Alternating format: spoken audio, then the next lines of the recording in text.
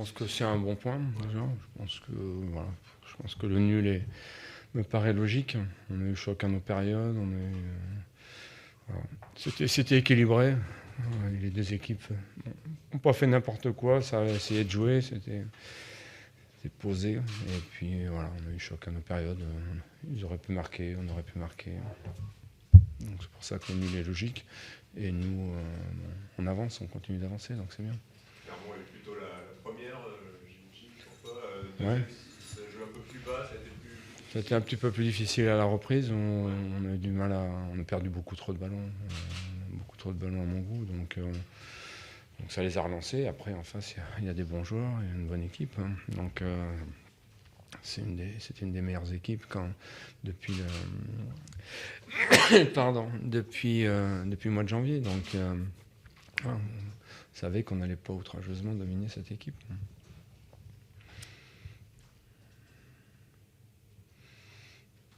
En deuxième mi-temps, on a senti dès le début que l'équipe était un peu gênée par Auxerre, un peu plus qu'en première. Ouais, je pense qu'on s'est compliqué la vie.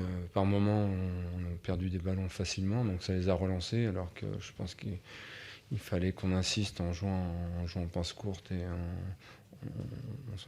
ça serait avancé dans le terrain, on aurait beaucoup moins couru après le ballon. Mais après, bon, c'est difficile. Bon, j'ai senti quand même de la fatigue,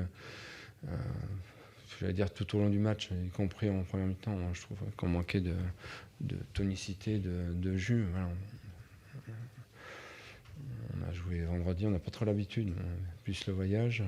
Donc c'est bien de revenir avec un point en tout cas. C'est bien parce qu'on s'est accroché et puis bon, par moment, on a fait aussi des belles choses. On n'a pas fait que défendre, on n'a pas fait que subir, on a fait aussi des bonnes choses. Oui, bien sûr. Bon, je pense en première mi-temps, on a fait 15 bonnes minutes. Ensuite, eux ont repris le dessus à un moment donné. Et on a très bien fini la première mi-temps. Et puis après, eux sont repartis en deuxième mi-temps. Et je pense qu'on a bien fini le match à un moment donné. Je pense que voilà, les 10-15 dernières minutes, je pense qu'après, plus personne voulait. C'est trop livré. Et, voilà. Ça permet de préserver la bonne série de ton équipe aussi. Oui, c'est bien parce qu'on s'accroche aussi, on peut s'accrocher à ça. Après, il nous faut des victoires. Mais oui, c'est bien. Déjà dans l'histoire du club, je pense pas que ce soit arrivé souvent d'aligner 10 matchs de suite sans défaite. Donc c'est bien. On est solide. Je vous dis, on aurait pu encaisser des buts, on aurait pu en marquer, mais de manière générale, ce qu'on a fait était cohérent. Un mot sur la blessure de David. Ouais. Je pense qu'il a une blessure musculaire. Donc, c'est la cuisse, non? Ouais. C'est la cuisse. Il avait l'air très déçu quand il Ouais, ça sent pas très bon, quoi. Non. C'est pas une très bonne nouvelle pour nous. Tu as suivi le match d'en haut. Ouais. Tu étais suspendu alors? Ouais, j'étais automatiquement suspendu. Comment tu l'as vécu? Tendu. Ouais, tendu. Un peu compliqué. Pour passer tes directives? Même pour mes vieux jours, c'était compliqué. J'ai pas le droit en plus de passer de directives, donc ils se sont débrouillés tout seuls. C'est d'autant plus frustrant pour toi. Ouais, après, ils sont bien débrouillés, il n'y a pas de problème. Pour Valenciennes, tu penses que ce sera pareil ou Je sais pas, je passe jeudi en commission, donc on va voir ce qui va se passer. un dernier mot sur les changements que tu avais fait? Là, tu as relancé Ouais. Assad aussi, qui Ouais. n'a pas débuté depuis longtemps. Et puis Ouais. Vert à la place d'Ogier aussi. Ouais, bon, on en avait parlé un petit peu cette semaine. Flo était malade assez longuement, donc je voulais surtout pas qu'il se blesse. Donc voilà, c'est dans la logique des choses. Josué avait été bon à chaque fois qu'il a joué, donc ça affaiblit pas du tout l'équipe, quoi. Lévina était un peu fatigué aussi, je voulais pas non plus prendre des risques. Donc voilà, ça fait partie de la rotation. On a un groupe conséquent, on a des joueurs qui à chaque fois qu'ils jouent sont performants, donc j'ai pas du tout peur de les faire jouer. Merci bien. Bonne soirée.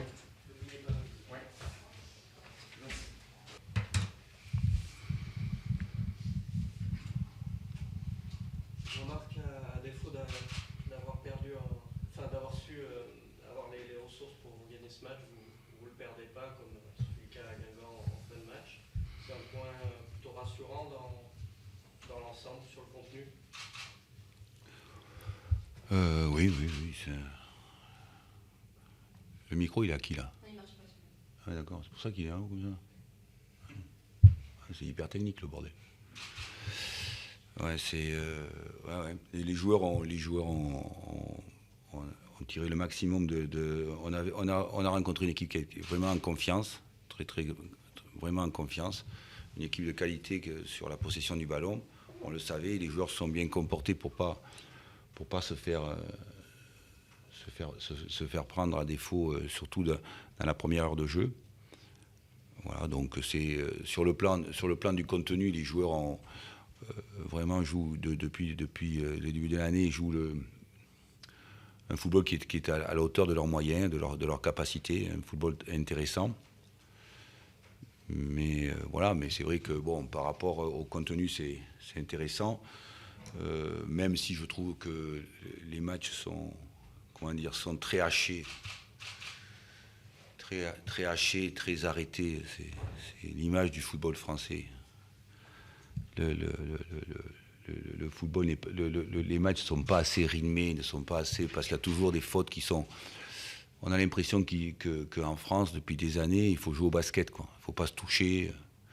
Donc c'est très frustrant de voir des matchs où l'engagement est toujours pénalisé par des fautes ou des cartons.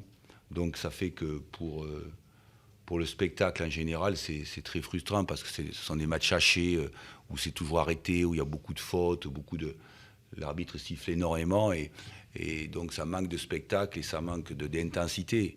C'est juste la frustration que j'ai parce que c'est comme ça qu'on aurait pu prendre les 3 points en augmentant l'intensité, en augmentant le rythme et malheureusement c'est toujours haché par des coups francs. Ce que je dis, j'ai l'impression qu'il faut jouer au volleyball ou au basket en France. Si tu vas en Amérique du Sud ou si tu vas en Angleterre, c'est hyper frustrant. Quand tu as 40 ans de football français, tu te dis mais qu'est-ce que tu fous là toujours voilà, il faut jouer au basket, il faut jouer au volley. Je dis heureusement que notre corps arbitral n'arbitre pas dans les années 80 ou 75 parce que vous auriez vu le spectacle, c'était impressionnant. Mais voilà, donc pour ça c'est gênant parce qu'on n'a pas pu augmenter le rythme comme on le voulait, surtout sur la deuxième mi-temps du match, pour pouvoir mettre en crise de gestion l'adversaire. Mais dans l'ensemble, c'est vrai que j'ai rien à reprocher aux garçons par rapport à leur investissement et leur respect des consignes et des principes, quoi, voilà. Ce qui a souligné, c'est peut-être la prestation défensive. On connaît la force de Clermont offensivement, notamment avec leur buteur autrichien. Voilà, la charnière a bien fonctionné ce soir et tout le monde dans l'ensemble. Non, c'est dans l'ensemble que oui, le fait que déjà on ne prenne pas de but, c'est important puisque ça, c'est quand même très très important et c'est une bonne chose, c'est l'investissement de tout le groupe pour ça, face à une équipe qui est en confiance. Oui, c'est vrai que ça c'est à souligner, c'est intéressant. Mais il n'empêche qu'il y a une frustration par rapport à l'engagement des joueurs et au jeu de pas avoir claqué un but, évidemment. C'est plus que de la frustration, c'est un peu de déception, parce que vous dites qu'il y avait peut-être moyen, finalement. Hier, vous disiez c'est le match qui me fait le plus peur, et finalement, vous dites là, il y a moyen de passer, moyen d'efficacité, encore une fois. Oui, mais c'est un match qui me faisait peur parce que c'est une équipe qui depuis novembre ne perd pas de match, est très, très solide, est très en confiance. Donc pour nous c'était un peu plus compliqué, surtout sortant de Guingamp où on fait une contre un peu contre le cours du jeu complètement. Et c'est à la fois une frustration et à la fois une déception de ne pas avoir claqué un but, oui, effectivement. Mais ce que je trouve c'est qu'il n'y a pas assez d'intensité et de rythme toujours parce que tout est haché et coupé par des coups de sifflet sans arrêt parce que, je vous dis, il faut jouer au volleyball, il faut jouer au basket. Au basket, on n'a pas le droit de se toucher. Et au foot, en France, on n'a pas le droit de se toucher, on n'a pas le droit de s'engager. Et c'est bien dommage, quoi. Parce que nous, quand on compte le nombre de cartons, quand tu es coach et que tu nommes le nombre de cartons qui tombent tous les week-ends, tu te dis, mais est-ce que c'est possible, quoi? Est-ce qu'il faut récupérer des sous? Est-ce qu'il faut que la Ligue ou la Fédé récupère des sous pour donner des cartons et récupérer des sous? Parce que c'est impressionnant. quand tu te mets les images du football anglais ou du football sud-américain que tu regardes, tu te dis putain, mais c'est pas la même chose. Les mecs, ils se tapent dessus pendant 1h30 et il n'y a pas de carton. Et c'est ça le foot à la base. Hein. Le foot à la base, c'était la soulée. Je ne vais pas vous raconter l'histoire, mais il fallait le vivre. Hein. Fallait le vivre. Donc voilà, moi je suis surtout frustré pour ça. Mais bon, ceci dit, il y a 2 équipes qui se sont engagées et qui ont fait. Les 2 ont fait le maximum pour faire une bonne partie. Voilà. Et le manque de but, moi, me frustre toujours. Voilà, me frustre toujours. Pour finir, un petit mot sur Birama Touré, il était malade, c'est ça?